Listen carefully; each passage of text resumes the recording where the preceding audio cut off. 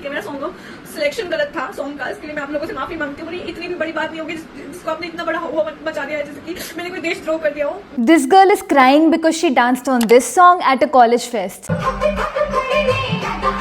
I mean, I got it when guys saw Madhuri in that song and cried because they wanted her so badly. But what I don't get is that why are some politicians crying over a girl's thumkas and treating it like some national security threat? So this happened at MSU Vadodara at a cultural fest organized by ABVP.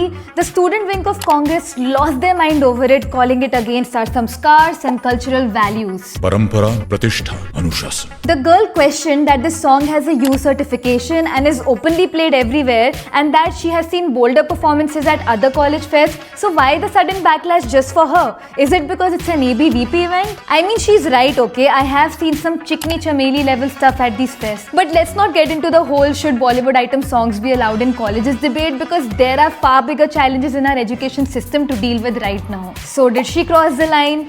I'll tell you who crossed the line. It's the people who went on this witch hunt. The level of character assassination, treating her like she's the #1 enemy of Indian culture.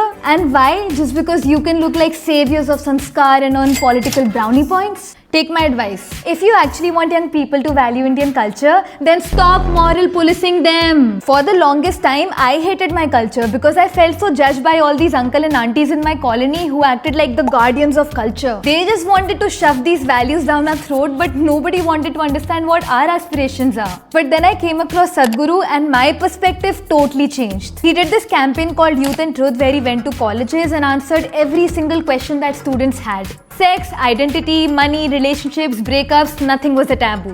It was so refreshing for me to see someone who embodied Indian culture but was still such a modern thinker and so non-judgmental. Do watch these conversations on YouTube. So if you truly care about preserving Indian culture, this is how you do it. Inspire us. And guess what's not inspiring? Bullying, moral policing, and treating young girls like political weapons.